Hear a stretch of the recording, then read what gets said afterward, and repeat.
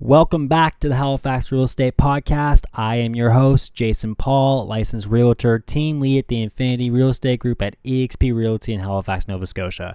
And I'm here to help you gain a better understanding of real estate in Halifax. Hit that subscribe button, and the Halifax Real Estate Podcast is now on Discord, where I break down our upcoming guests, topics, and hopefully create a little more engagement with you guys so you can have your questions answered as well. Now back to the show. Did you like the impact Halifax's Housing Accelerator Fund had on changing residential zoning and adding density to Halifax's downtown core? Then you'll love Halifax's Suburban Plan, developed by Halifax Regional Municipality to add density and put key infrastructure into the suburbs of Halifax, like Lower Sackville, Hammonds Plains, Fall River, to name a few. Kevin Riles is back today to break down what the Suburban Plan is, who is the most impacted by it, and the intentions behind the plan itself. Enjoy.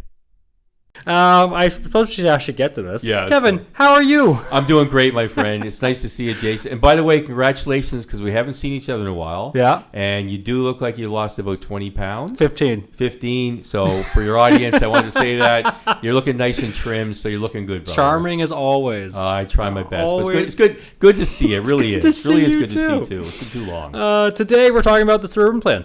Yes. What is the Suburban Plan? So if you go back to the current regional plan that was created in 2006, that was to basically put the planning in place for the city for a quarter century. Okay. So up to 2031.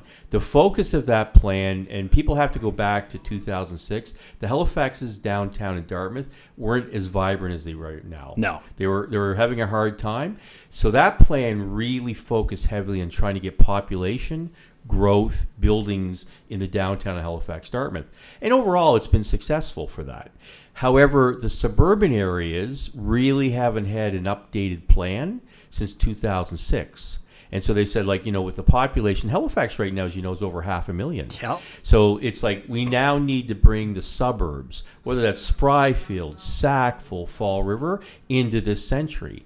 So now that the center plan has been in place for about 5 years, the city is focusing on the suburbs. So that's really the key, is to bring the suburbs of Halifax, Dartmouth, and the entire HRM into 2025 and really accommodate the different needs, the growth, the housing requirements that we have right now. When you say update, what is the vision for these updates? What's the plan trying to tackle? So the ultimate goal for the city is that 40% of the population would be in the downtowns. 10% would be in rural areas. Rural generally determined to be either on septic or drilled well. Okay. So they would like to see and accommodate 50% of the population being in the suburbs. So how do you accommodate that? Because the challenge is you're trying to get 50% of the population in the suburbs, but a lot of the planning at its roots in the suburbs goes back to the 1990s. Right. So if you go into a place, for example, which has been very busy and booming, Spryfield, most of the planning legislation in Spryfield, you could go back to the 1990s. So when you're trying to, build an apartment building, a lot of the planning legislation is rooted in the 90s, both on size and density. And so you have a lot of developers, a lot of property owners aren't developing properties because they're looking at really old legislation. Right. So when the center plan took off and they allowed more height and density, overnight buildings got bought, got consolidated, people started going forward. They need to do the same thing in the suburbs. And the other big thing is people, obviously, when they come out of apartments, they need to have transit. Right. And so it makes a lot of sense to have more dense development in suburbs that are on sewer and water near or next to transit. You come out of an apartment building, grab a bus, go anywhere you need to go. Right. If it takes 3 hours because of traffic, it takes 3 hours. You got it. That's right. Because 500,000 people, Halifax's traffic has gone to shit. I tell you, my wife and I live in Sackville, but our office is on Spring Garden. You're brave. And I tell you, it's just unbelievable. Like yesterday, I left the office at 4:30. I didn't get to Sackville till 6:30 because it was one accident. Oh, my God. Just killed it. You own your own business. You can move your office. Correct. Just well, you know what? I my wife says that the whole time. We've got a great team with Sightline of 8 people. 6 of them are millennials and Gen Z. 25 to 33. They all live in the downtown. Oh, so they love it, right? We're 10 minutes from their work and all of this. So I bite the bullet. And what I do know is if I don't leave Sackville by 7:30 a.m. or I don't leave the office by 3:15, you're done. I'm done. So I work around basically the traffic, which is interesting. Formerly living in Toronto and other cities, I never thought that would come to Halifax. Right. But I remember somebody in the city showing me an interesting study. They ranked per capita the worst traffic in North America. Weren't we 5th? That's great. You're right. We were 5th. Of course, New York. Of course, LA. Toronto, Chicago. Us. Yeah. So, and people say, come on, that's not right. But if anybody that's been around Halifax, between 7:30 and 9 a.m. That's horrible. And 4:30 to 6, then you start to see it. Well, you're like me, where thankfully my hours are flexible. I don't take any meetings before 10 a.m. in Halifax. Yeah. I just don't do it. The other thing is if I'm caught in let's say a 4 p.m. meeting in South End, I book a dinner with a client. Yeah. Or I book a dinner somewhere with someone. Yeah. So that way I can sit at dinner till 6:30, and I'm not doing it in traffic for 2 hours. Jason, that's exactly the mindset I had when I was in Toronto. Yeah. And you do the same thing. If I can't get out of the office by 4, then I either have a dinner or I just stay in the office and do work. Right. I might as well either have a dinner with a client Yep. or work until 6 because otherwise I'm sitting in my car. And I'm just gonna be driven crazy by not moving. Yeah, I get the same. So I do the exact same thing as you. Yeah. If I'm not out by 3:30, I'm usually there till 6. Yeah, I get it. Yeah. So, okay, we're going to bring it back to the Suburban Plan. So the Suburban Plan is trying to tackle the suburban areas, so Sackville, Hammonds Plains, Fall River. You mentioned density, so they're trying to build units in these areas. Yeah. It also, I'm going to assume infrastructure, like more grocery stores, more things that people can do that they don't have to go to Peninsula for. Yeah, and just back on the traffic. I mean, here's the fascinating thing. If you look at Canada in the last 5 or 6 years per capita, Halifax has been one of the fastest growing areas. So almost every projection has Halifax going from 500,000 to 1 million people by 2055. Think about that. Doubling the population of Halifax in less than a generation. So the city has to accommodate 1 million people in the next 30 years. And that's, you've seen friction now between the province and the city. Yeah. And, the province basically... The bike lane on Morris? Bike lane on Morris, dictating certain areas that are special planning areas that the province controls. That's simply because the province has great concerns about providing housing in the largest city in the land of Canada. Yeah. And they know that we're going to get to... If we're not 1 million people, we'll be 900,000. Right. So we've got to accommodate that. So, and, Halifax is a peninsula. So back to the traffic... There's only so much we can do. There's 4 points. 4 points, and the McKay, the McDonald, the Armdale Rotary, the Windsor Exchange. Yeah, are your 4 points of access to this stupid rock. Yeah, good point. So you have to sit there and say, where can we put the density? Well, again, if you're on sewer and water, I mean, obviously if you're on sewer and water, you can be more dense, but more importantly, if you have amenities. And so, for example, a number of years ago, before you owned a home, Jason, if you were coming out of an apartment, you could get a bus, but then you could walk to go get the Sobeys or a Superstore. So it makes sense to put higher density in places that have amenities, and it's near transit. And so when the city's looking at it, saying, great. Now, what they also have to do, perfect example, we do a lot of business planning approvals out in Spryfield. So right now, it's just been booming. Herring Cove Road has constraints. Yeah. So what do you do there? Do you basically add another lane? Do you try to do rapid transit? So what the city is trying to figure out is we want to see density in the suburbs, but the infrastructure, this is what governments have found out, the infrastructure always has to follow the planning policy. Yeah. Or what happens is you go from being the 5th worst traffic in North America to something even worse. Yeah. Yeah. Yeah. So that, I was going to say, because that's funny, in the last few years, obviously, Haligonians have noticed a change. Yeah. And we comment on it. Traffic's bad. There's people everywhere. I always say, when it's funny growing up in this city, and you grew up in it like I did, we always complained growing up that there was no opportunity in Halifax, or that there was no investment in Halifax, that everyone had to leave Halifax, and that we wished it would change. People didn't have to leave their family and their friends to go to other parts of the country to make money. Well, congratulations. Yeah. There is now money coming in. Absolutely. By the bucket loads. Yeah. People are staying because they can find good jobs. And congratulations, you get infrastructure problems with that because it is a growing city. You could argue probably grew a little too fast, a little too quickly.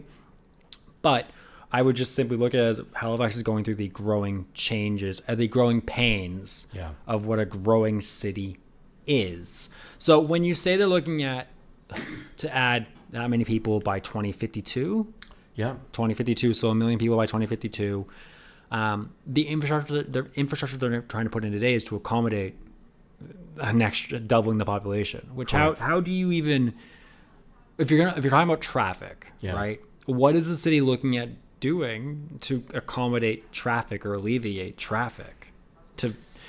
It's interesting when you've seen the policy. Like, normally 10 years ago, to your point, you would do like a rezoning or development agreement. Take, for example, 10 stories, 100 units. Yeah.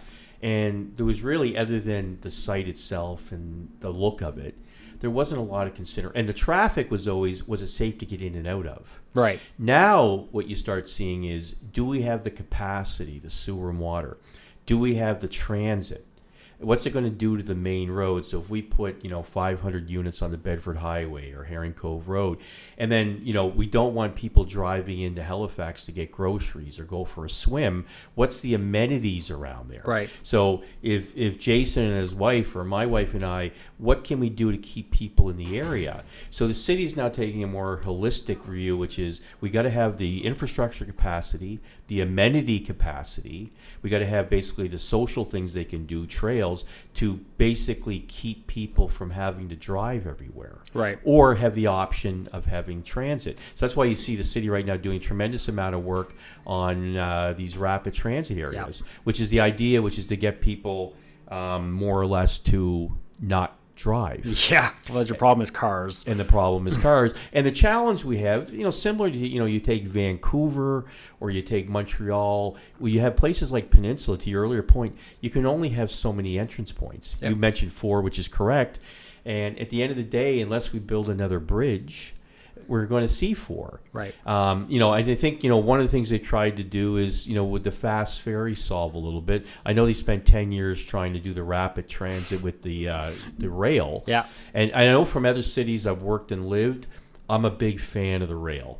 Right. I've seen that work. So I hope somewheres in the future that can get revisited and we can find, because, like most Canadian cities, the rail's been around forever. 100%. And the rails are in places because they've been around forever that people can access. Yep. So personally, I think the rail, besides doing all the things we talked about, the reality is when you have 1 million people, no matter how much you can get people to take buses and other things, it's not enough. It's not enough. And you've got to come up with some form of a solution. Right. And I think given our city's history and given where the rail is it. The rail is it, yeah, but the problem is going to be you have to have the money to build the rail. You have to put in the infrastructure, and you're at least, because there's no approval today about a rail, you're probably 15 years away, because first you got to announce that you're going to do it. Yeah. Then you got to figure out what the plan's going to be. Yeah. That's a few years, a few studies, and a few things, and then you got to locate the money. That's 5 years away. Then you got to approve the thing. Then you got to actually build the thing. Yeah. So Halifax might be 750,000 people. Well, man, you raised an excellent point, because 15 years goes by, and almost every major infrastructure project I've seen in my career is 10 to 20 years. Yeah. Look at Cogswell Interchange. Oh, God. Same concept, because you got to plan it, get the money. So to your point, I mean, if we're 750,000 people, we're basically Winnipeg. So you can't solve it today, but if you start today and you put a plan in place, well, at least the next generation coming in, when we're the size of Winnipeg, has it. Because if you don't do it, then we're 750,000 going to 1 million, and you become like Edmonton. Yes. So, it's painful, but, if you look at most governments coming in, I'll say at the federal level, whether they're, liberal or conservative, they've historically, when they've come in, have put big infrastructure programs together, because at the end of the day, you have to be able to house your population and move them. So, it's, if you go back 25, 30 years, there's some major infrastructure programs out there, and most cities try to take advantage of them. And you could go into Halifax and look at sewage treatment upgrades. Yep. Fall River, for example, the village of Fall River, got, I think it was $6 million, which was partly federal, partly provincial, partly city. So to your point, you have to plan for it. You have to look for the money. You have to, you have to acquire land, all that sort of thing. That's why it takes so long. So I just want to bring it back to, the Suburban Plan for a second here, because the intention of the plan, has it been passed yet? Because I know it's been in voting for like we were going to come back when it passed. Yeah. It was through voting. Is it in place, or are they still trying to ratify it? So it's not been passed. It was interesting. You remember a couple of years ago, under the Liberal government, when Trudeau was Prime Minister, they had a Housing Accelerator Yes. Plan. And that went on, and that resulted in a lot of upzoning. Yeah, in Halifax. In Halifax and the suburbs. Yeah. As long as you're near certain transit. So that was the first start. Give you a very practical example. I mean, we must have had 18, 20 submissions in Spryfield that were traditionally zoned for an R2 duplex. Yeah. And they became a housing accelerator zone that allowed 5 stories, 60 units. Yes. So overnight, it went from 2 to 4 units to 60. Right. Now, that was because of the accelerator, and I think Halifax ended up getting like 78 million, like most cities. I think it did, yeah. So now the idea is to take that sort of concept and put density in certain areas.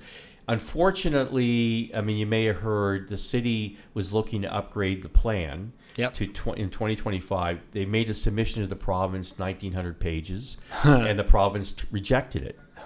And I think they rejected it sometime in July or August. And the provincial reason for rejecting it, they didn't think it went far enough for housing. Wow. Increasing density. They thought in some cases it was very restrictive. And, here is one prime example. In the provincial rejection letter, this was all public, they said, for example, the city since 2006 has a buffer around water courses and wetlands of 20 meters, roughly 65 feet. Yeah. The development industry, we've seen that.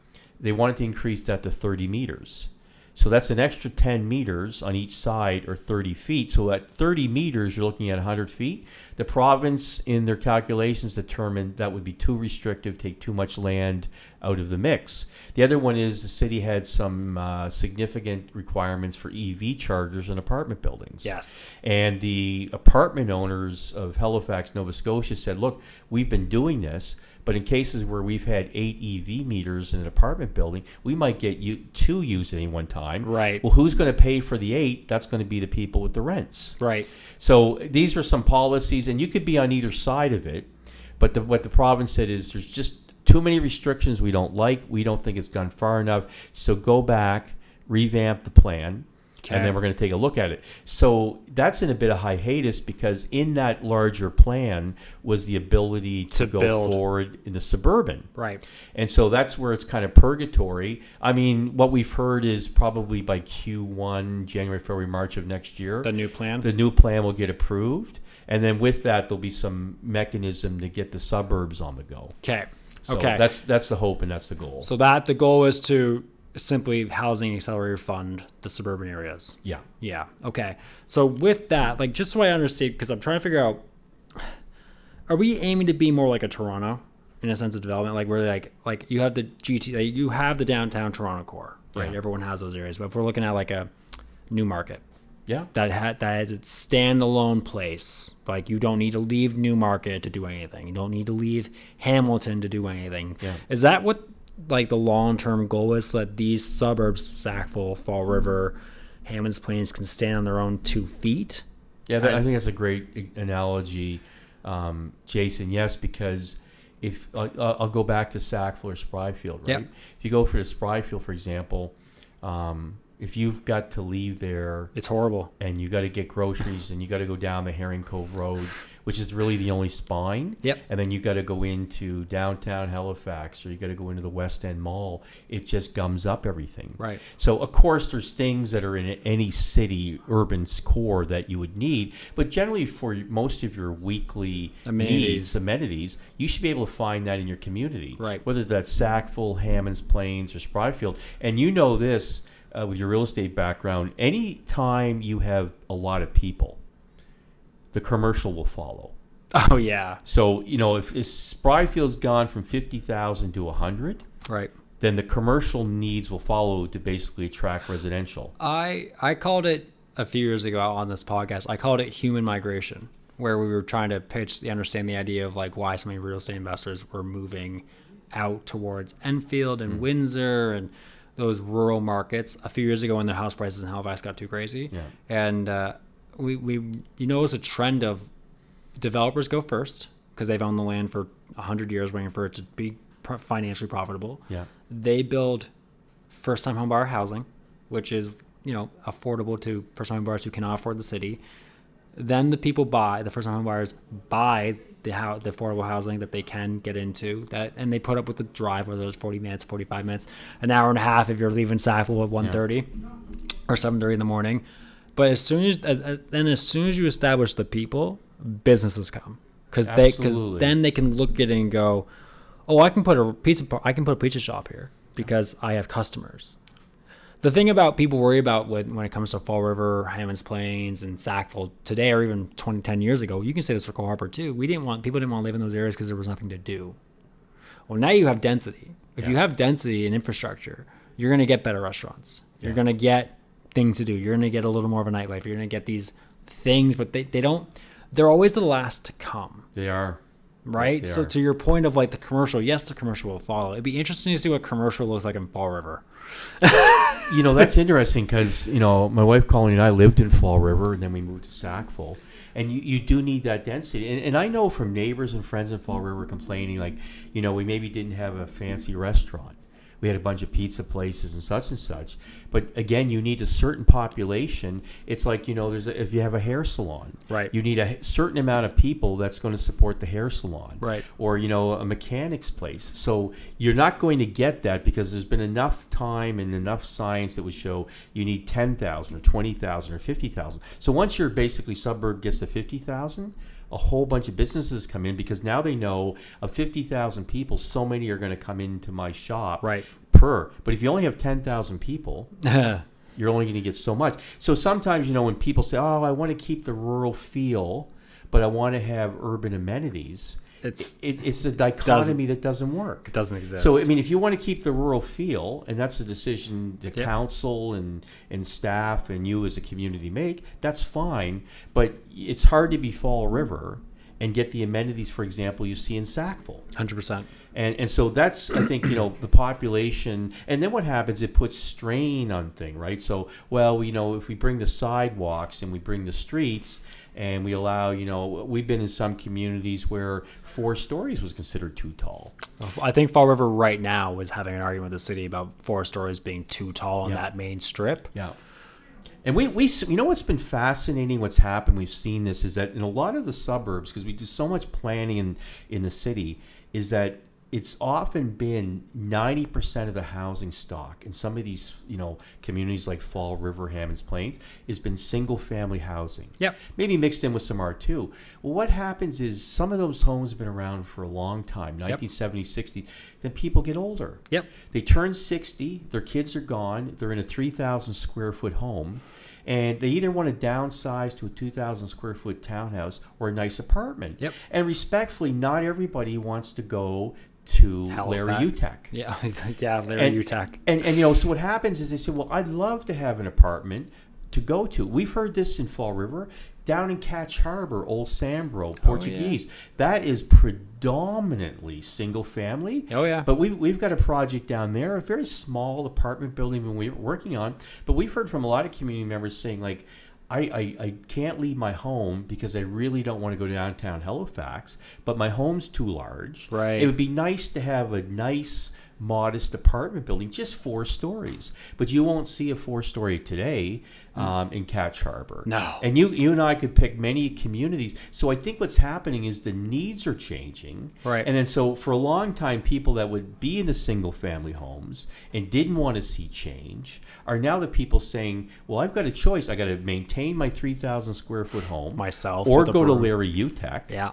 Because if the community doesn't allow a 4 or 5 story, right? Right. And so, it's just interesting how people changing in the community. And, these are the struggles that communities have. Yep. And they say, if I drive in and I see a 5-story in Fall River, is that going to ruin the feel of the community? Well, the other thing is, like, Halifax is still a pretty, I would say, dare say, like a newer city. Mm-hmm. Like, Fall River's still, based on history, like, Fall River's a young suburb. Yeah, it is. You've gone through your Absolutely. First full development in the last 30 years of Fall River, which is your more than likely your first set of actual long-term homeowners who have probably grown up in those areas, had their family in those areas, have friends in those areas, And now they want to sell their house because it's 3,000 square feet. It's too big. It's also too dated, probably. Yeah. And they then want the apartment, but they've been saying no to apartments in their suburb for 30 years. Exactly. Exactly. Yeah. And now they want to stay instead of go to the busyness of downtown Halifax, because downtown Halifax has just gotten too crazy. So you don't want to live there. But now you've been in the way of your own progress of being able to have a natural destination of where your next trip is. Yeah. To the apartment, to the downscale townhouse, to whatever it is. It's funny because like you think about that, like Ketch Harbor, Portuguese Harbor, Sambro was an old fisherman's town 8 years ago. Yeah. Where fishermen lived. Car Harbor's the same way. Lawrencetown's the same way. Yeah. Mineville, Lake Echo, Porter's Lake the same way. Good examples. You go out to 101. Mount Uniac's the same way. 103. Hubbard's is the same way. Hubbard's is booming now. Yeah. Same with Hubli. All those areas are having the same problem of, well, but people are having a problem with no housing. Well, there's been no housing because you haven't developed it because you did not want it in your backyard. Yeah. So here's a question. With the Suburban Plan, has there been a lot of pushback from, we're going to call them what they are, NIMBYs, the very popular slang term of not in my backyard folk. So when people hear about the Suburban Plan radically changing zoning in Fall Rivers, Hubli, Sackville, Uniac, Hammonds Plains, like typical single-family suburban areas, has there been a lot of pushback against the zoning requirement? You know, that's a great question. In our experience when we did the Housing Accelerator, we put in, it was just amazing. It was a crazy process. We must have put in 80 submissions. Yeah. And in Suburban Plan process, we got over 100. And they haven't been finalized, but the public reaction overall has been very muted. And I'll tell you, when we've been part of public engagement and heard, here's why now. Because the folks, the public, quote the NIMBYs, that have their house right now have kids. And so the kids can't leave. And they can't leave. You know, I bought my first condo. I'm not going to give my age away. You're going to give it away because I know you're a mean guy. You're a mean guy. But we known each other too long. I bought it for $114,000. And I mean, that wasn't that long ago. Right. So what's happened is all of a sudden now you get the generation coming up, like, Jason, you've got a daughter, and but they're now 20, 23, and so where that parent was able to buy something in Halifax for $200, for $300, you got to have a minimum of $600K. Oh, it's a shithole. Yeah, and so you got $600K. But not only that, I remember when it was very easy. I could get an apartment unit. Decent size, one bedroom for $700, $800, $900, depending on where you are. Like the average rent's $2,200, $2,000. So that's a mortgage. So we all know the challenges. So what's happened now is the parents that were in the suburbs that got the proverbial, 5,000 square foot house. Now they're seeing the pain because their 23, 25, 28, 30-year-old son and daughters can't afford a house. They're paying crazy prices. They're paying more for rent than the parents ever paid for a mortgage. And now they've got to stay at home. Now they're looking at, do I create a secondary suite so my kids can stay somewheres? And then intuitively, even though everybody likes to see things mostly stay as they are, and may not be open to change, the repercussions is your offspring, your daughter, your son, basically can't get a place. And it comes down to density. You mentioned earlier a couple of communities, we'd love to have a place, but at the end of it, you can't put typically sidewalks for 10 or 15 miles if the only thing on them is basically a single family home. Right. That's a reality. Like, we've done a lot of subdivisions. We're doing one out in Spryfields, wrapping up McIntosh Estates, 350 semis. Okay. The infrastructure for that is $30 million. Right. So at the end of the day, there's just the reality that municipalities have to say, where can we put the money? The same thing with, upgrades. If they're going to upgrade or put sidewalks or build things like Canada Games facilities, it's challenging to do that in populations in areas that have 10, 15,000 people. Never mind 10 to 15,000 single-family homes because there's no land, right? Because if you landlock, like these communities that we're talking about, Fall River, Sackville, like they're landlocked through single-family homes because that's what they historically are. Yes. If you landlock, like it's not like you can buy. Oh, we're gonna take this old burnt down or old apartment building that's sitting on a 40,000 square foot lot, so an acre of land. We're gonna knock it down, build a Canada Games Resource Center. No, we have to buy up. If we're trying to build one, just for example, your Fall River, I got to buy up 5 single family homes in one block. If I'm the city trying to do that, they're all $1 million a pop, or 7. Let's go conservative and say $750K a pop. Yeah. So you know what I mean. So that then you go, well, I'm going to spend $3 million just on taxpayer money of just acquiring them. That doesn't include the demo, the restructure of the land. Then you gotta build the thing. Yeah. So when you're talking about like these areas that you have to try and refurbish or try and redesignate or try and change with the times and bring them up to date, because you are dragging them out of the 2000s. Yeah. Fall River is trying to if you're using the example of Fall River, Fall River hasn't changed since I was a kid. Yeah. It has in the fact that there's a lot of new homes. Yeah. But in terms of amenities, like you drive down the Waverly Road, it's been the same drive for the longest. So to try that, bring that up into this era, there's so much investment that has to go into it. 100%. Look at 2 recent examples. That's a great point. Look at the BMO Center, one of the nicer ice facilities in West Bedford.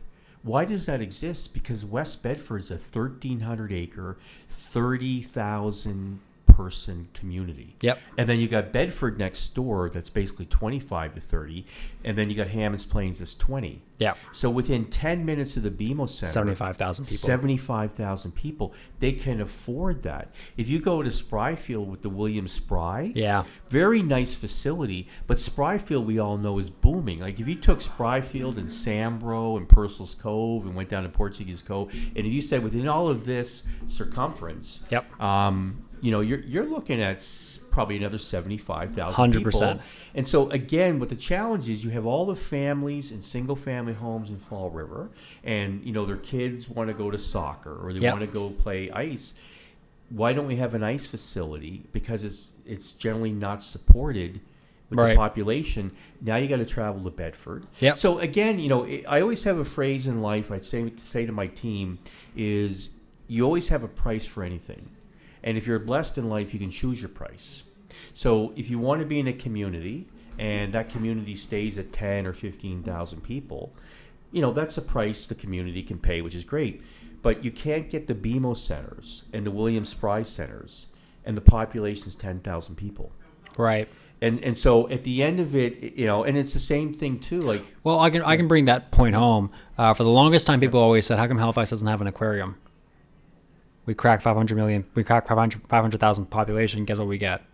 An aquarium. Yeah. Right. The biggest thing about Toronto 10 years ago was Toronto has all these amenities, all right out your door. You walk out the front door, downtown Toronto, you get all these things. Why doesn't Halifax have these things? Well, Toronto has a population of 3 million people, probably more. Halifax's population at that time was 300,000, 400,000, right? So if you're talking about amenities in your community, why don't we have this? Why don't we have that? Just look around. If you can't see your neighbors in your community, I'm going to guess it's because you don't have enough people in your community to support the amenity. Yeah. That's the crux of it. Yeah. And the problem is you have to add density first. The people have to come. Yeah. They have to be here to support, or else you're looking at me being like, why did Fall River get an ice rink? There's 8 kids that play hockey in Fall River. Mm-hmm. When Spryfield might need it because there's more density in Spryfield. It's funny it's almost like the dog has to eat its tail.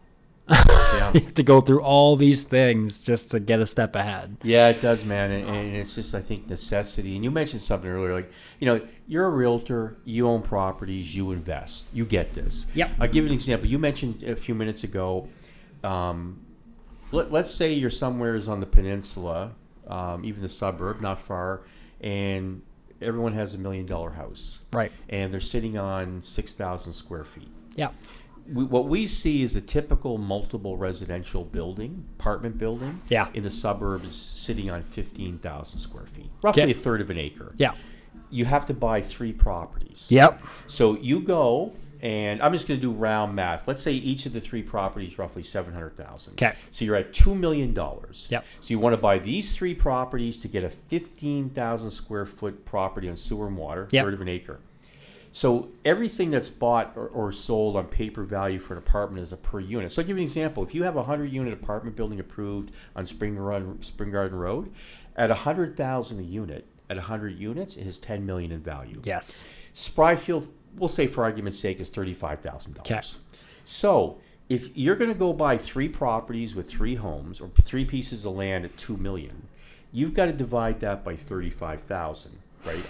So roughly, we'll say 60 units. Yeah. So to make the purchase of the 3 homes for $2 million even worth it, we have to get 60 apartment units. So this is why it's so important for the city. If they only approve 5 stories in height or 4 stories, and those 4 stories only allow 40 units, depending on what's going on, where it's going on, it's not enough The of a math lift. doesn't work. It doesn't work. It's not enough for Jason to say, I can't go buy these 3 properties because the 4 or 5 or 6 stories. So one of the reasons you've seen development take off when they brought the center plan in 2021, you saw aggressive heights you've never seen in Halifax. 10 stories, 20 stories, 30 stories in places like Quinpool Road. Yeah. And it finally made the economics work where they could go buy 3 or 4 businesses, homes. whatever's right. But see, the economics in a lot of cases haven't worked in Spryfield. No. Because what's happened is the home prices have gone up. Yep. But the heights, so the suburban plan in the economics of it has to figure that out, because if they don't get the heights right, it would sound good. Oh, we're going to go up parts of Herring Cove Road and we're going to allow X amount of height.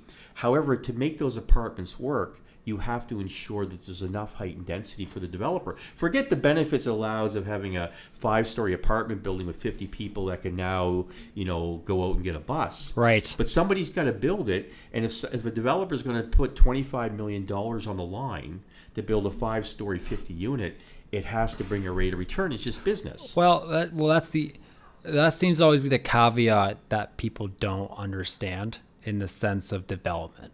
You always hear, why can't they build more apartment buildings? Well, because the math doesn't work. Yeah. The land's too expensive. The houses are too expensive. It's too expensive for them.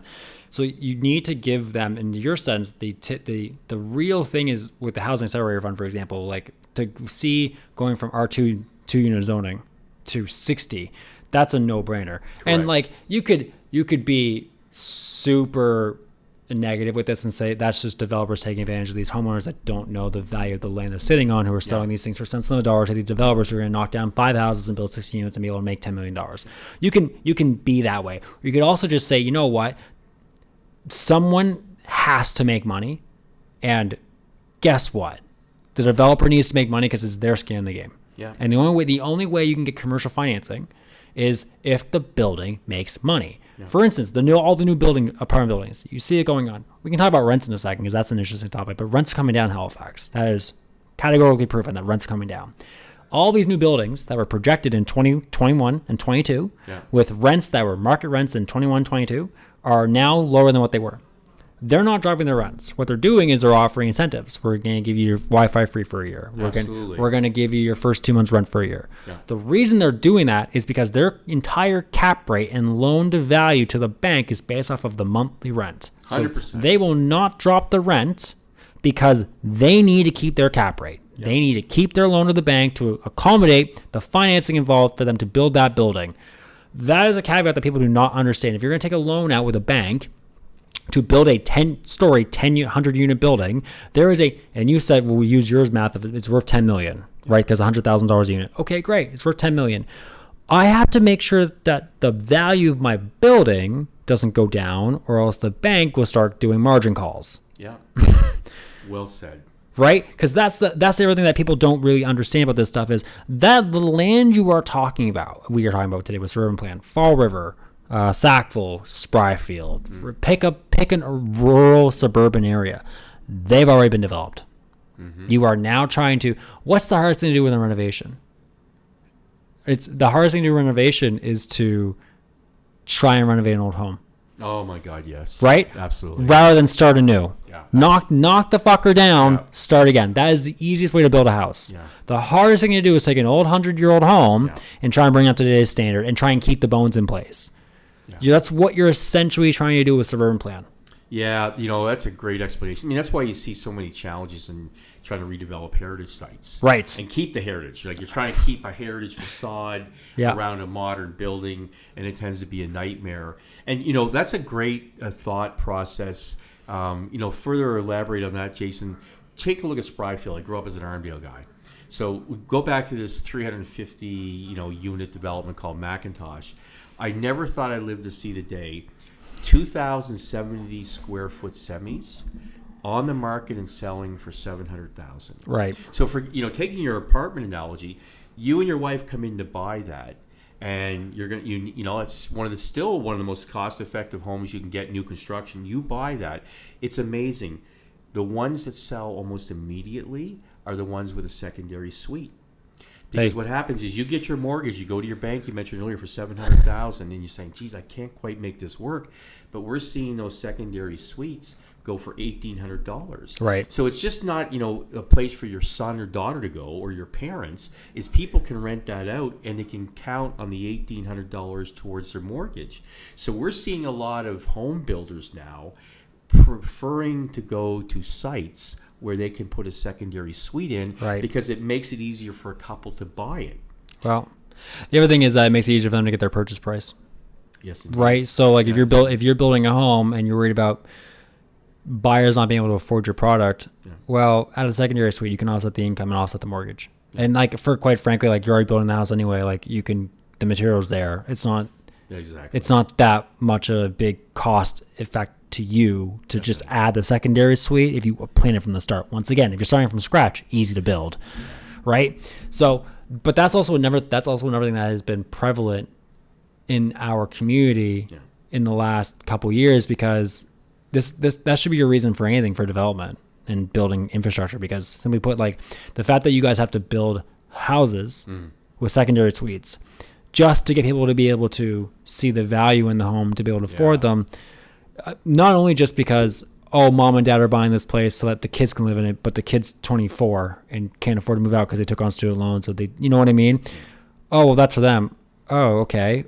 Well, or a first-time home buyer going, well, I can offset my rent, I can offset my mortgage, and I can have my bit of a life because I'm not house poor. Exactly. Those are all challenges that we are facing today that we have to navigate. The problem is you look at, I hate the phrase of, well, 20 years ago. Well, it's not 20 years ago. The world's changed. The market's changed. Dynamics have changed. And for better or worse, Halifax developed a certain way. You may like it. You may not like it. They are trying to course correct and navigate this next 20 years and make it relatively smoother. I mean, the challenges are there. It's going to be something that you have to take the highs and the lows with. The Suburban Plan is a good idea. I'd be interested to see what the Suburban Plan looks like in terms of how aggressive the province makes it go. Yeah, good points. I mean, I think sometimes people forget. I mean, look, spending my whole life being a developer, doing stuff myself, it's always, the greedy developer. But the reality is, here's a couple. When you go do a subdivision, road construction prices in the last 3 years have gone up 50%. Yep. So if you were to put a road in for $10 million in 2022, it will cost you $15 million today. Labor costs from 6 years ago have gone up 50%. Yep. So, when you're building, and forgetting supplies for a moment, the margins, and I know people say, oh my God, like that developer got 100, yes, they make money. But at the end of the day, to your point, they're taking all of the risk to put the road in. Yep. By the way, there's no bank financing for roads. Like, banks will finance you, you get the land, they'll finance you, for example, for foundations and all this. But this is why there's so few developers. There's a lot of there's a lot of home builders. Right. But there's so few developers. And the difference is a developer basically gets a piece of raw land, puts all the streets, the sidewalks, the lamps, the lamps and the trees in, and then basically gets a pad where you can put a foundation in to build a duplex, a townhouse, an apartment building. And then, some might be builders, but they sell those to pad-ready lots to a builder. But pure developers, like if you take Armco or Clayton Developments or Vanguard Developments, because, and I'll go back to this one I keep mentioning, Spryfield, at the end of the day, we started that in 2015, 350. The last phase is just being completed by Dexter, 114. Right. That client, now granted, at the end of the day, they will have sold 350 lots to builders. They didn't make a penny until they sold the first phase until 2020. They put out $30 million in infrastructure. Right. And they didn't break even until phase 3 was done. Right. Which was 2024. So now phase 4 will be sold this year, coming up 2026. So for 11 years, putting out $30 million. Now, sure, at the end of it, I mean, who knows what the number is? You know, they might clean out, 10, 15 million. But I mean, how many businesses can float 30 mil? 30 million for, 10 years. And like, it's not like they have 30 million cash. You know what I mean? Like, it's probably through leveraging through other businesses or equity in other properties or other assets have been leveraged against as a loan to value for the banks to get the loan. But then those are all attached to interest rates. Yeah. So you're servicing $30 million worth of interest rates. 1% of $30 million is 300. And when people come back and they say, to your point, and they say, oh, well, they've got a lot of money. So, well, what happened when you renewed your mortgage recently? Yeah. And you were in under the COVID, 2%. No, the 1.5%. 1.5. And, we had a house, my wife and I mortgaged, and it went from remortgaged. It went from 1.9 to 5.4. Yeah. We couldn't get away from it. Yep.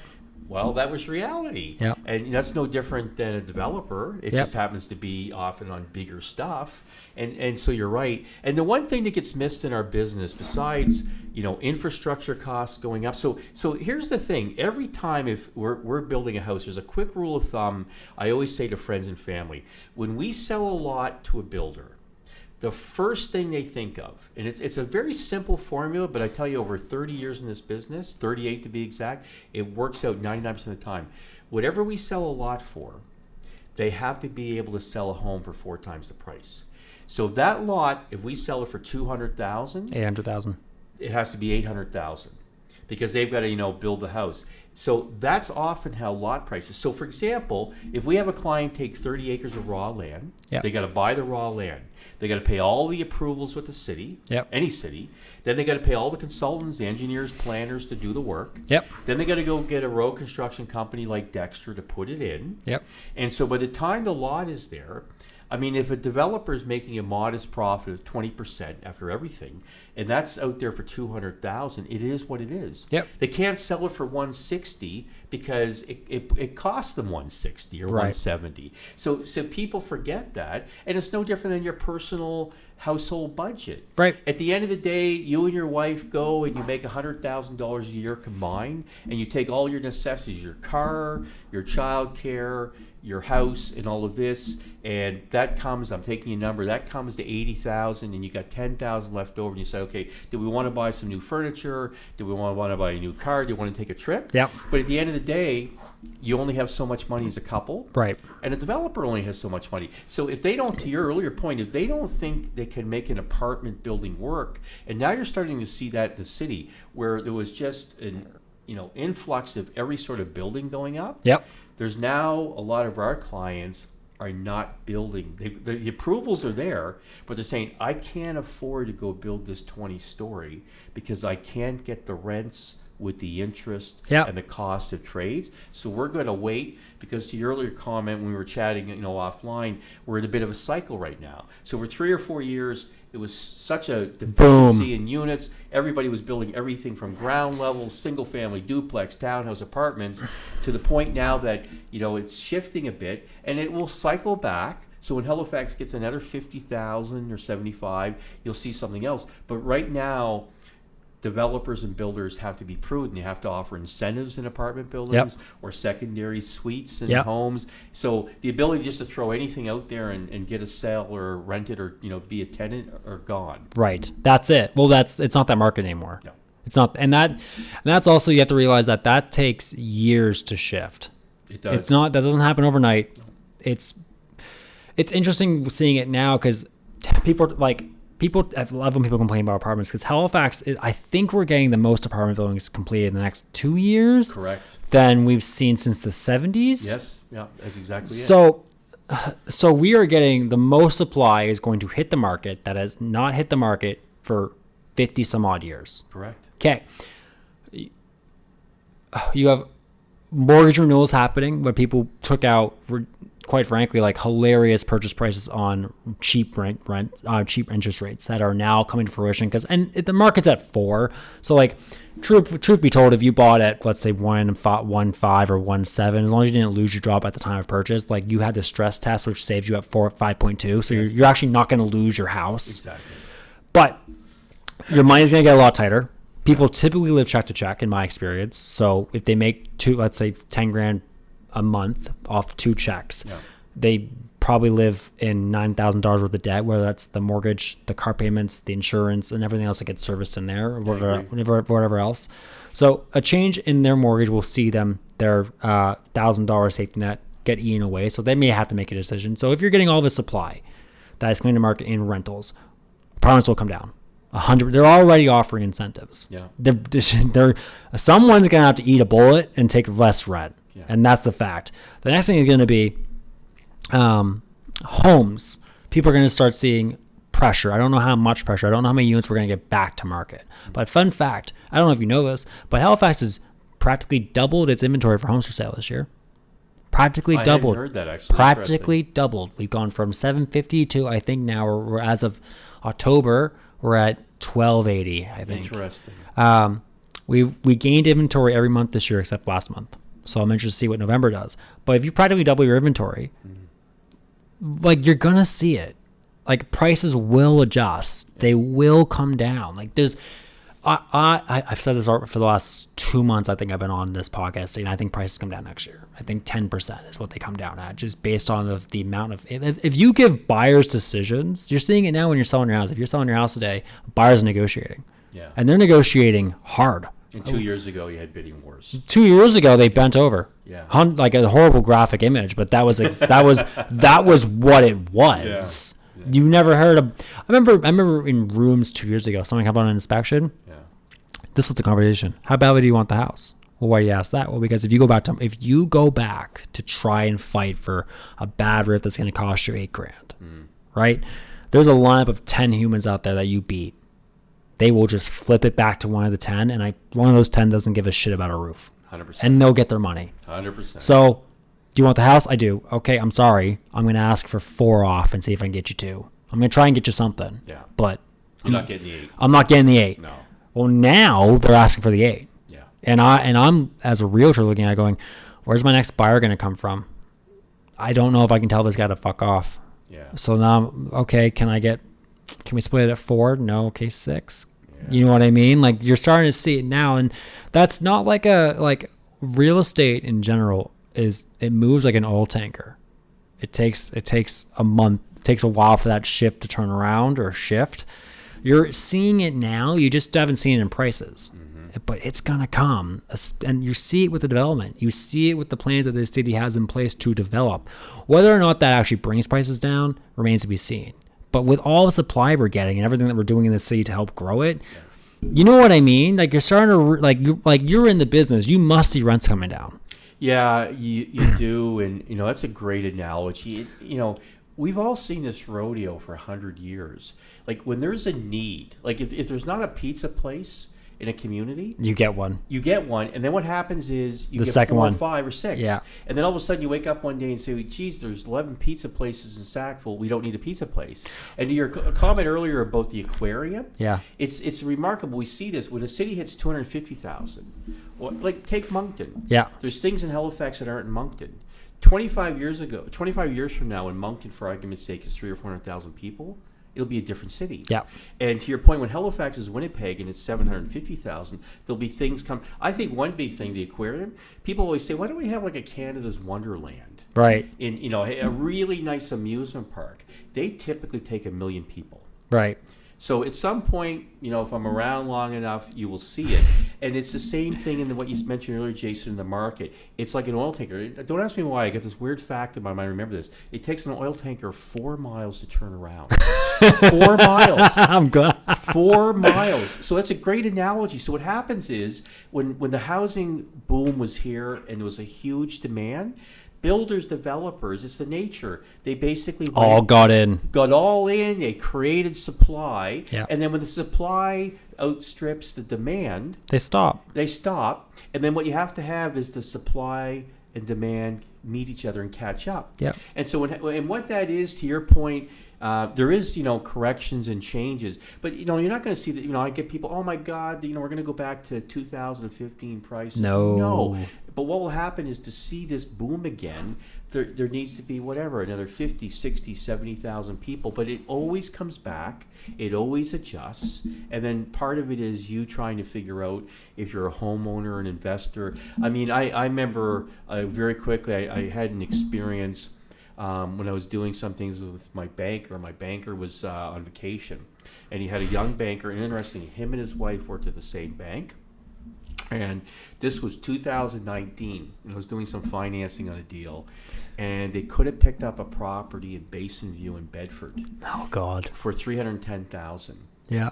And they were very conservative, and I said to them, really? And I said, I know that area. We did some development. I said, it's a nice, great area. It's Bedford. What an address. And he said, well, we think the prices are coming down. And I was going in there for like a loan on one of my investments, and I turned the hat off, and I said, listen, can I give you a piece of advice? Like, I do development approvals for business. I said, please, like, you and your wife, you're two bankers. You got a stable job. Bedford is a great community, great address. Please pick this up. Yeah. I said, in 4 or 5 years, the prices there will double. They didn't pick it up. No way. And I just know from circumstance they're renting. Wow. And because they're banks in Bedford, Yeah. a different thing. And so here's two bankers. I mean, I don't know what they make together, but it's professionals, right? Yeah. And I see that. So I tell friends and family, sure, there's corrections, like to your comment earlier, sure, things are incentives.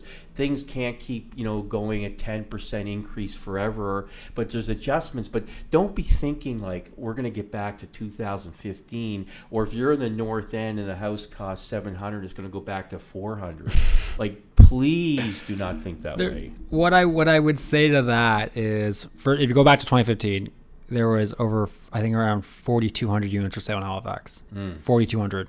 That's not even including apartments. That's interesting. That's like total things you could go to a bank for a mortgage for. We're at 1,200, 1,300. That's a fascinating. I haven't heard that. Just think about that. Like, I've heard that question all the time. When's it going to go back to this?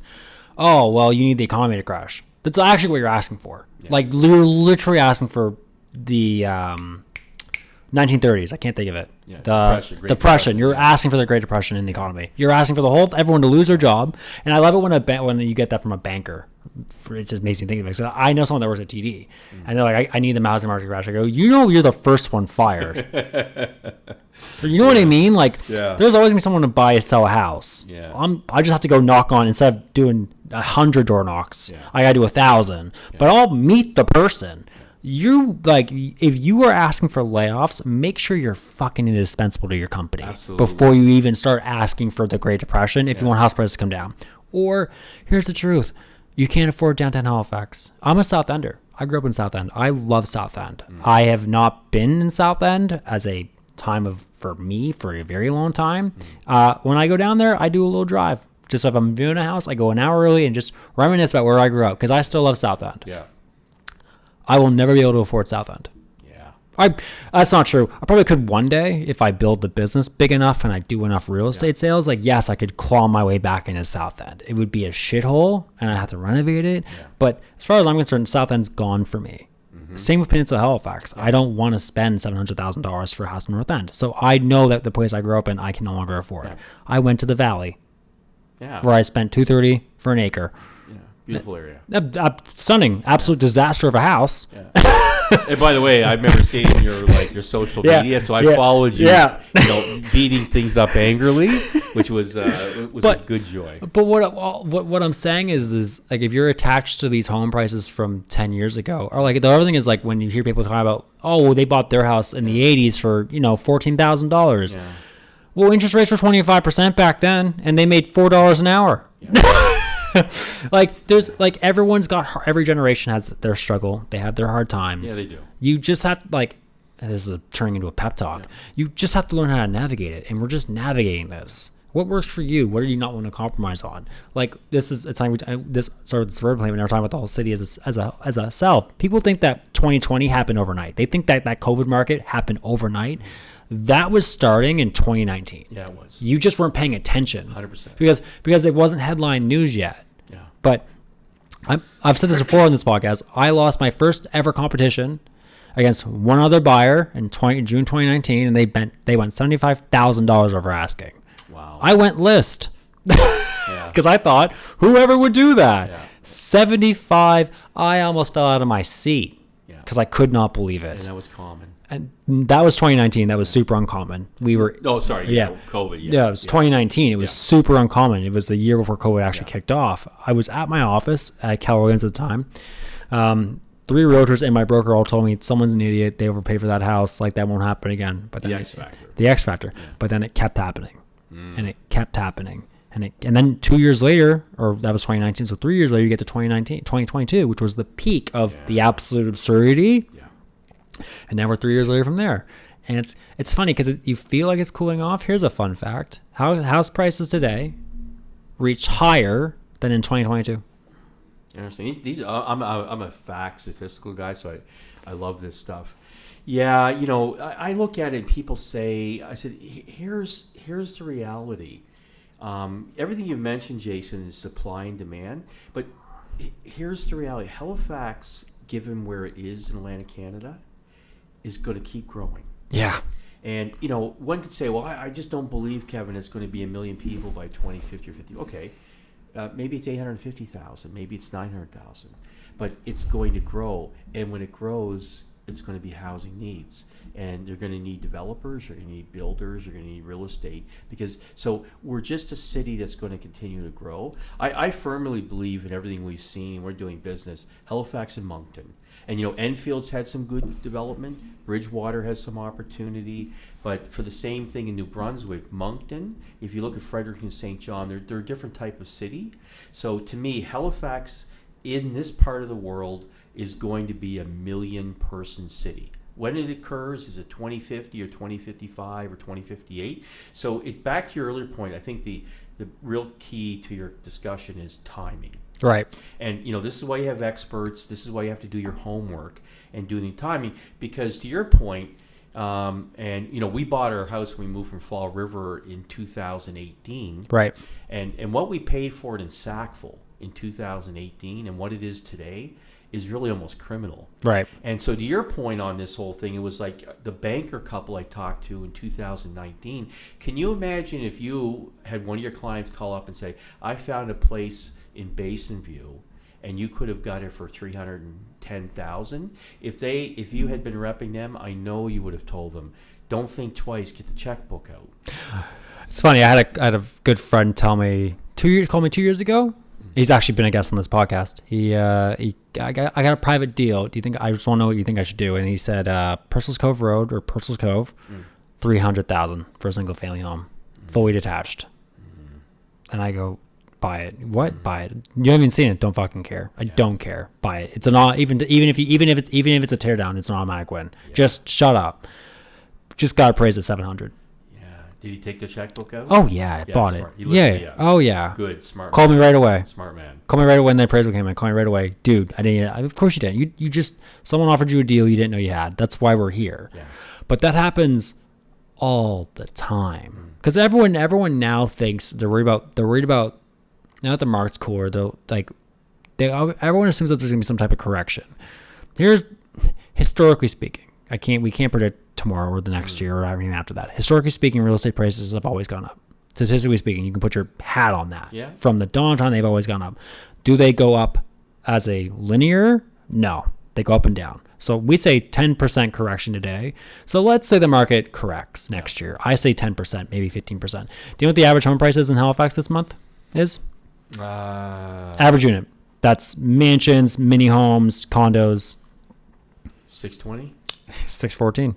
614. 614. 10% correction, you are at 550-ish, 540, somewhere in there. And have an investment. Right. Yeah. So a 10% correction, you're at 540, 550. That is still the average home price in 2019 when that couple passed on, I think was 310. Yeah. Like 300, 310, 315, somewhere in there was like, well, that was the average home price. So even if they thought the market was going to tank, they missed out on, you could argue, 240,000 of equity, probably more because it was in Bedford. But the idea that, like, if you think that home prices are going to correct 10% next year, okay, what do you think they're going to be at in 10 years when we add another 100,000 people? Yeah, you know, I wish more people thought that way in opportunities. I mean, I live in a world with developers, builders. That's how they think. Yeah. But I mean, I even have family, friends come out, and they know what I do. It's like, you know, we all have a friend that's a doctor. Yep. Or a lawyer. And, you know, they'll give you advice, and, you know, they've been doing it. It's like, you don't have to take the advice, but anytime a professional in a certain area gives me advice, I think about it seriously. Right. And then if I don't take it, then it's my right not to take it, but I think about it. And I say, folks, like, you see this, what are you so afraid about? Real estate, unless you've got an environmental contamination or a property that's going to be underwater in a year, it always goes up. And, you know, you mentioned something earlier, too. What's interesting, Jason, I've seen this in the last 3 years. I would say 1/3 of our clientele now, it's fascinating, is not from Atlantic Canada. Egypt, China, India, Germany, England, Toronto, Montreal, because in those major markets, the real estate price is so too far crazy. gone. Yeah. Now they go to looking at secondary markets like Winnipeg, Edmonton, Halifax, and now they're coming in and saying, where a lot of times the locals think the prices are crazy. They think they're cheap. They're cheap. And so now you got a lot of big players coming into Halifax. And I can tell you, it's interesting, to a T, across the world, if we took those 10 clients from Asia, Middle East, Europe, and Toronto, Montreal, every investment they make in Halifax is based in the next 12 years on a minimum of 8 to 10% return. Yeah. Now to your point, could it dip next year 10%? Yeah. But they're not. You only have a loss if you sell it. Yes. That's the key, and that's how they look at it. And they say, yeah, it could go down 10% next year, but in 6 years, when a bit of a boom comes back, or 10 years, it'll be 20. So they base it on saying, if we buy something in Halifax today and we develop it, don't develop, in 12 years it will double. And so they don't get worried about there's a small correction here and there, because good real estate will never let you down. Well, I'll give you a better example than that. You know who doesn't give a shit about home prices? Homeowners. Yes. Exactly. They don't give a shit if it goes up or down. Yeah. You own the house for 10 years. Yeah. You don't give a shit. It's your shelter. Exactly. Like those people, like you talk about these people who walk in, like, we don't care if it goes up or down because in 12 years time we know it's going to double. Yeah. The only people that give a shit about home prices are people that are trying to buy one or sell one. Yeah. Like, no one cares if it goes up or down every year. That's why you don't fucking notice it. Yeah. That's why this is all such a new conversation of Halifax is going through a big boom in real estate. It's only because you see you pay attention to it, because it's irregular for the first time in Halifax's history that prices have done something that was nonsensical to everyone else. Yeah. And the other thing is, like, to your point, if you are playing with outside capital, which this city is now playing with outside capital, absolutely, go fucking ask them how much it costs where they live. It's not even to compare, like, we're not even comparing land to London, right? London, England. That's not what we're doing. It's that to them, and this was the Ontario BC thing with us, to them we are cheap. 100%. To them, they've seen this game. Yeah. To them, they've played it out. Yeah. They know how this shit works. Yeah. People will never not need housing. Look, man, you're so correct. And, you know, you mentioned Toronto. You think about it. They do business. We got Toronto clients. They do business downtown, but they are out in Whitby. They're in Pickering. They're in Newmarket. They're in Burlington. And so areas that are Halifax, they've seen what happens, the ring. Yep. And, you know, just look in the last 10 years, Enfield. Could you imagine 10 years ago the prices are in Enfield? And then you see it in other areas. You're right. They don't care. And, you know, my accountant, he's a grouchy guy, but he's a great accountant with 20 years. He said, Kev, look, a piece of advice I'm going to give you. 5 to 7 years before you actually might retire, take a look at your stock portfolio. And because if you look at the stock market over 200 years, yep, you know, the worst downturn was 15 years in 1890. The average is 4 years. He said 7 years out, start to be a bit conservative. If you're fortunate enough that you're going to sell your house, and you know probably you're going to sell it within 5 years, start to plan 5 years out. Because in 5 years, you can time the market, stage it, do certain things. But to your point earlier, you live in it. Who fucking cares? And it's going to go up, and you just don't give a shit. Who fucking cares? You don't care. And so, yeah, at some point when you say, "Wait, I'm going to sell it, I'm going to downsize," and talk to a professional, give somebody like Jason a call and say, "Hey, I think I'm 57 or I'm 60, 65. I'm thinking about selling this in 2 years, 3 years, 4 years. Prepare to sell it, and then a professional will help you out." But the only thing about our industry, it's real estate, for example, that I understand the lack of trust is we are a sketchy industry. Like, honestly, it's like, in a sense of like, if you go to social media, it's the news feed of social. Like, you get influencers who are real estate investors or real estate. Like, everyone right now is a real estate investor. For the last 6 years, everyone's been a real estate investor, and they've made so much money off of real estate investing. They're not real estate investors. They bought a fucking house in 2019, and then they took the loan to value to the roof, got a line of credit out, and bought something else. And they got their start because the market turned. That's not a real estate investor, but they advertise it like they are. If everyone shouts that they're making money at this business, well, at some point, someone's going to be wrong. So there's probably that trepidation from the public to being like, well, every realtor tells me house prices are going up, which we've been saying for 5 years.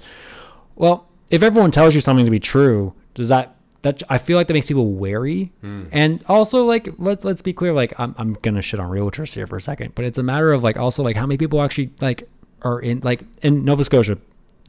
80% of the realtors are part-time. 80% are part-time. Do you know what, if you were talking about statistically speaking, that means they do less than 6 transactions a year. So who the hell do you listen to?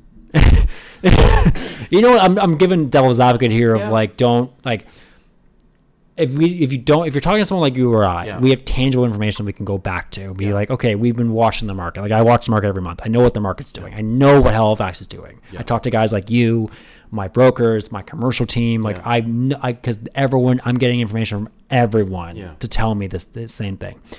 They get one cocktail hour with us alone at a party, and they ask us, "How's the market?" We tell them, buy. What they don't have anything else to go on. Like, it's. I understand the trepidation because everything is the largest financial purchase of your life. If it goes sideways, it goes sideways. Here's the truth for me, and probably you, because you and I think very similar. If it goes sideways, we don't care. We will figure it out. Not many people think like that. No, they don't. I think too, you got a personal responsibility. Like, I give you an example. Like, I've been in business a long time. I've got 2 great lawyers. So one lawyer is kind of your general lawyer. Put a mortgage together, could have put will together, and I use that lawyer 90% of the time. God forbid if I left your studio here and hit somebody. And like, I could face prison time. I have a different lawyer. And that lawyer's down in Stuart McKelvey that charges $750 bucks an hour because I'm trying to stay out of jail. The same thing in any profession. Like, there's a lot of realtors out there.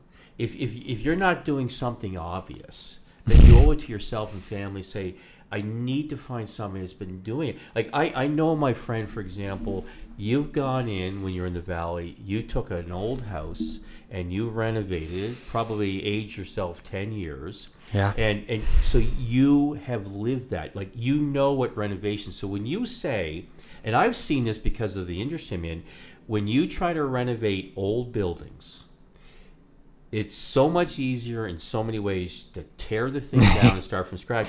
And you're not speaking from what you've heard, you're speaking from experience. And so if somebody was coming to you, and there could be, for example, and you've been around now, somebody that's done 100 condo deals. And I'm just saying, maybe you've not done 100 condo deals. I'm going to go back to renovation, but renovations. So if I'm sitting there and I'm making a decision, and I think, for some reason, maybe I'm now 65 and I want to get a downtown condo in downtown Halifax, there's 3 or 4 realtors in the city that are known basically for condos. That's what they do in the downtown. You probably might want to get some advice from them. Yeah.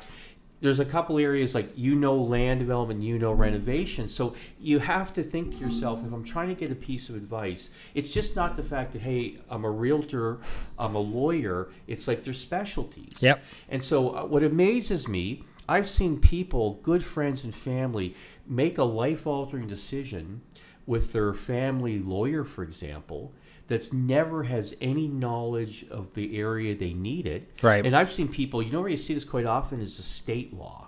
Oh, yeah.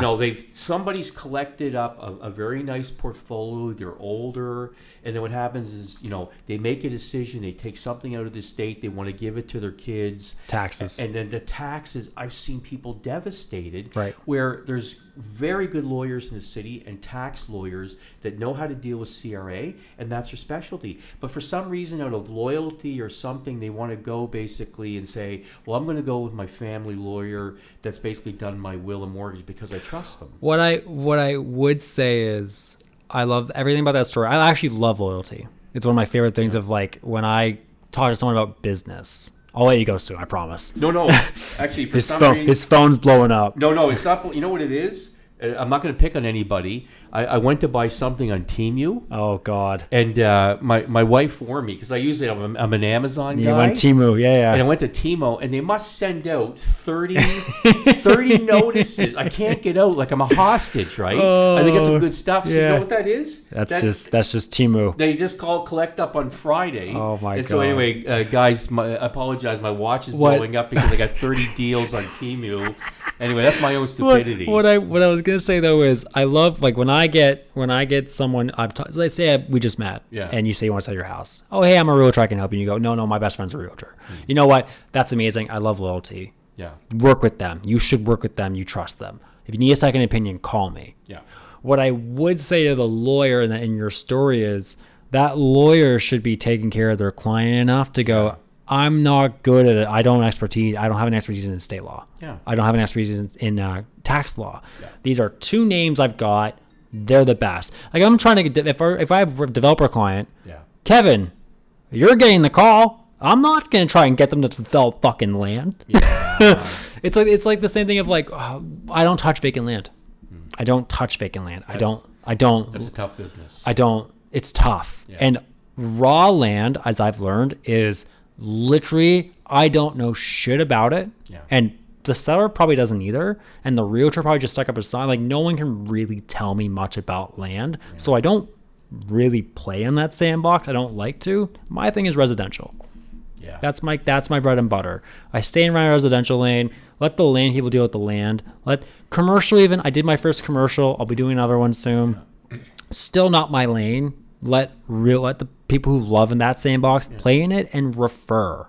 That's the best thing you can do for people.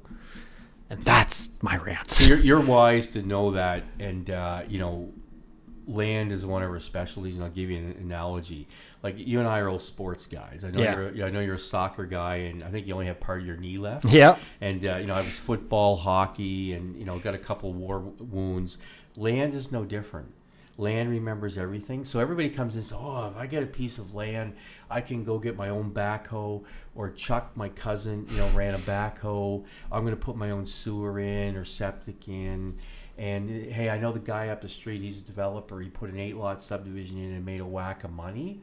And like land, it's like anything. It remembers, it has strengths and weaknesses. And if you don't know what you're doing, oh my God. And it's the same thing. And the one thing I said to people that come to me and said, hey, I've trusted this professional for a long time, but I'm in an area that he's not an expert.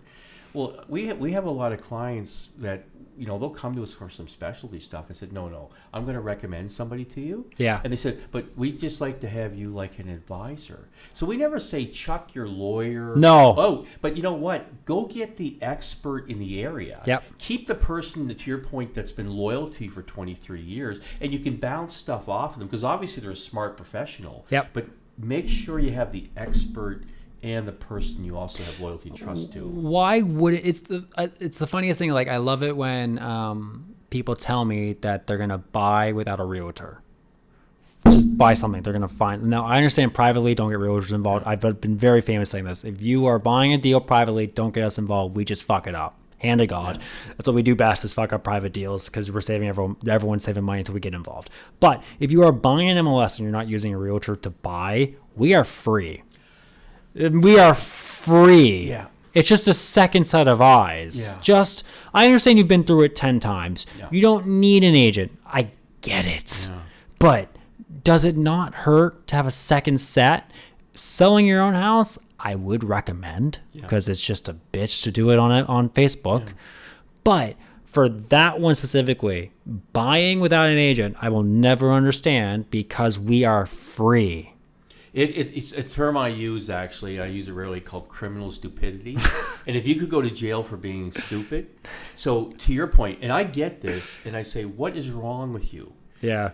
Okay, if you want to sell your house, I'd recommend a realtor. But if you want to sell it, that's one thing. But all of a sudden you want to go buy something, you get Jason. The seller is listing it. Yeah. Jason is paid by the commission of the seller. So you're having Jason and his experience representing you, and you're not paying a dime. Yeah. So there is one example, and I could give you others in my world. We both could. All could. But there's one that I've said this to family and friends, because I'm known as being real. Yeah. Which is, why are you being so stupid? You're getting free professional advice that's not costing you anything, when the seller is paying for that free advice. Don't be stupid. Right. Hire it. But some people, I don't know, it's weird. So we see this in different areas. Yeah. And, it could be land, it could be renovations. And so at the end of the day, you have to know what you know. You have to know when to get advice, and you have to know when to get experts. And there's no guarantees, but man, it can make your life so much easier. I think I've kept you long enough, Kevin.